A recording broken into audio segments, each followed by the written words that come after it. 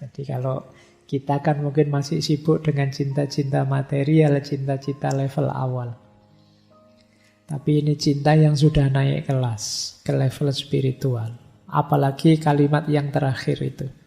Orang yang benar-benar mencintai juga punya keberanian untuk menjauh bila diperlukan. Tanpa penyesalan atau kepahitan.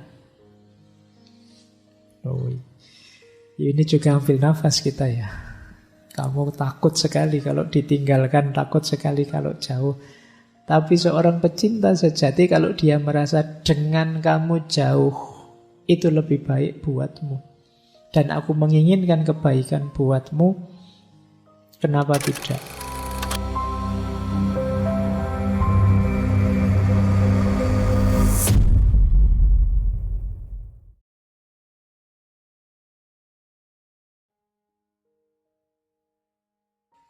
Ini quotes dari buku beliau.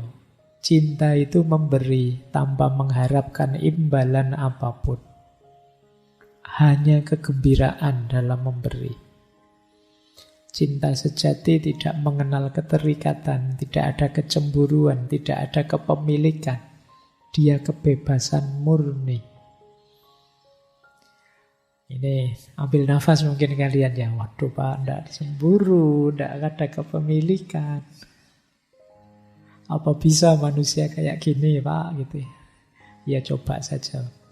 Makanya tema bulan ini itu cinta spiritual.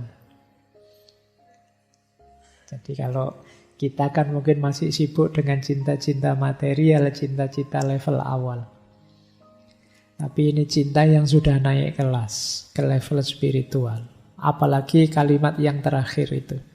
Orang yang benar-benar mencintai juga punya keberanian untuk menjauh bila diperlukan. Tanpa penyesalan atau kepahitan. Ini juga ambil nafas kita ya. Kamu takut sekali kalau ditinggalkan, takut sekali kalau jauh. Tapi seorang pecinta sejati kalau dia merasa dengan kamu jauh, itu lebih baik buatmu. Dan aku menginginkan kebaikan buatmu, kenapa tidak? Contoh paling mudah ya, kamu sejak tadi membayangkan pacarmu saja. Coba lihat orang tuamu. Betapa cintanya mereka padamu, pasti mereka tidak ingin berpisah denganmu.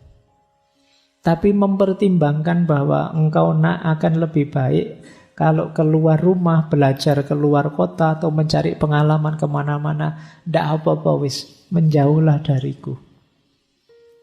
Meskipun sakit, meskipun pahit, tapi aku ikhlas nak, asal engkau jadi orang hebat, engkau jadi orang luar biasa. Itulah cinta. Jadi tidak hanya nuruti keinginanku untuk selalu dekat denganmu. Meskipun pahit karena engkau menjauh, tidak apa-apa lah. Kalau itu baik buatmu. Nah itu cirinya cinta. Ya memang kalau masih ada nuansa romantiknya, itu jadinya kurang indah. Tapi yo cinta kan tidak berhenti di senang-senang romantiknya.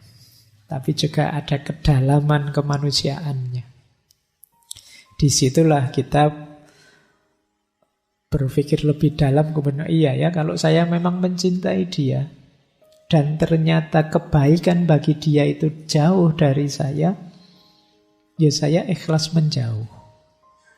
Demi pertumbuhannya, demi kebahagiaannya.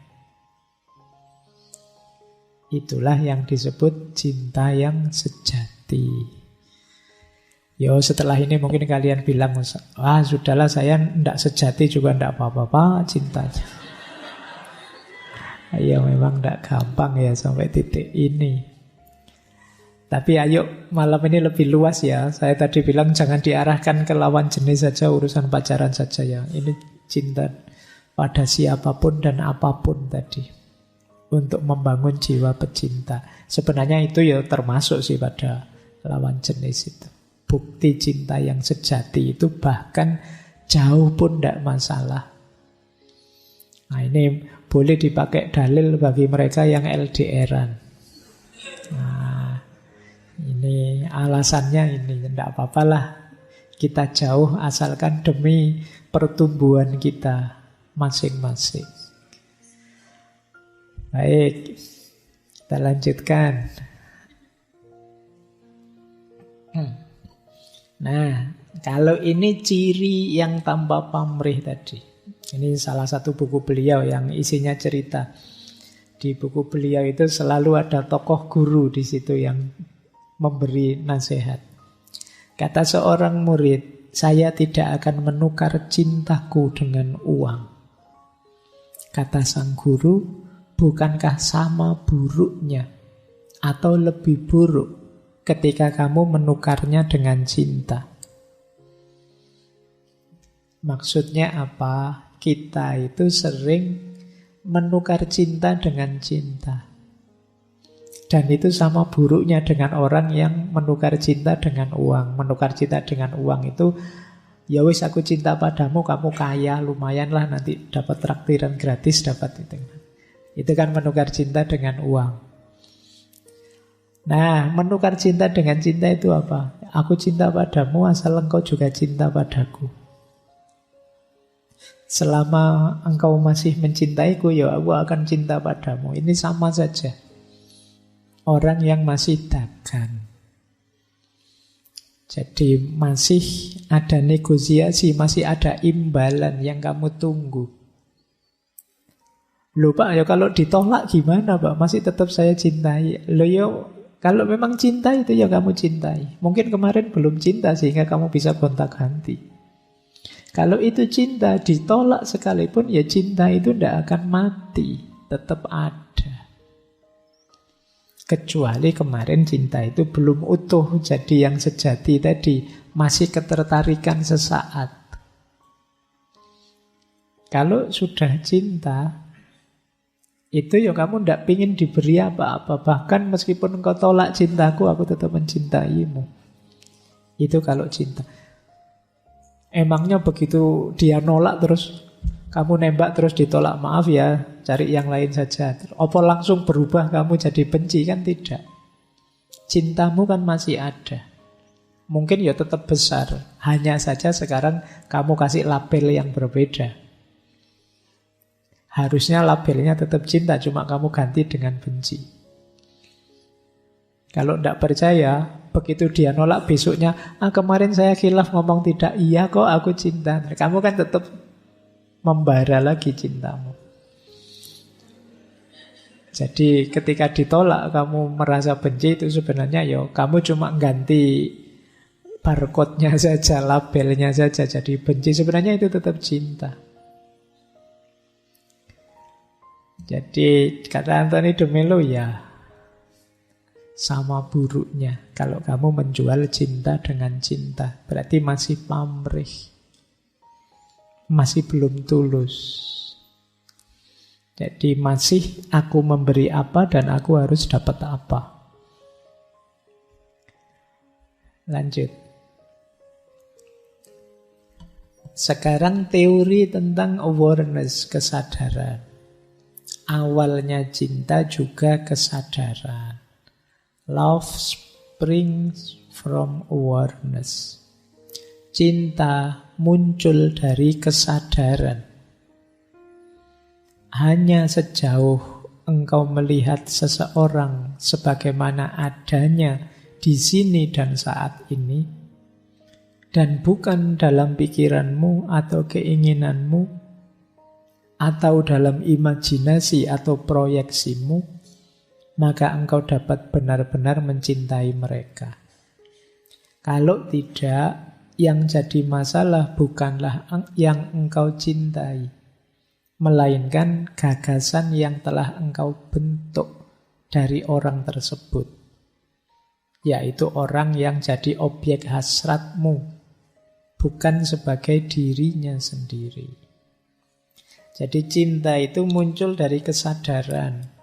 Kesadaran itu muncul dari ketika kita melihat yang kita cintai apa adanya.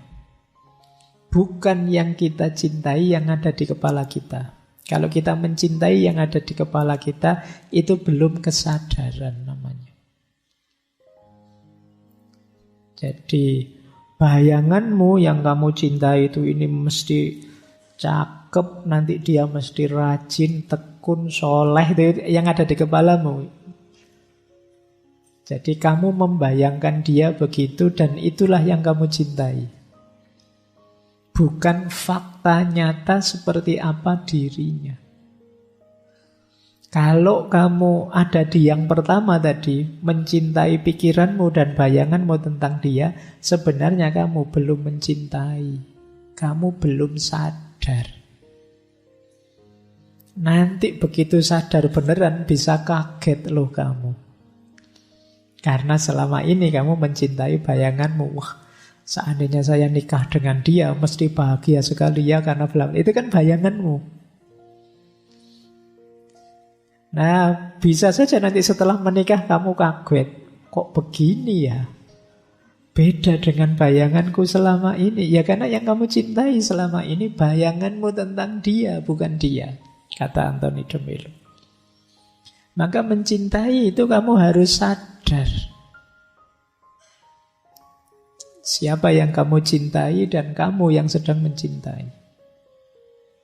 Berarti baca dia apa adanya, diterima dan dihormati tadi. Oke ya, makanya kan kadang-kadang guyonanmu kan begitu. Kamu nembak, diterima tadi, diterima. Cepet-cepet dilamar saja sebelum dia sadar. Nah, kan kamu sering begitu. Karena begitu sadar, walah ternyata aslinya begini. Itu kan jangan-jangan malah tidak jadi.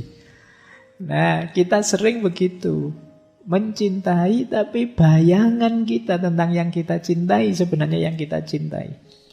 Jadi besok misalnya jadi menikah kaget luar biasa terus tiap hari jadi gegeran.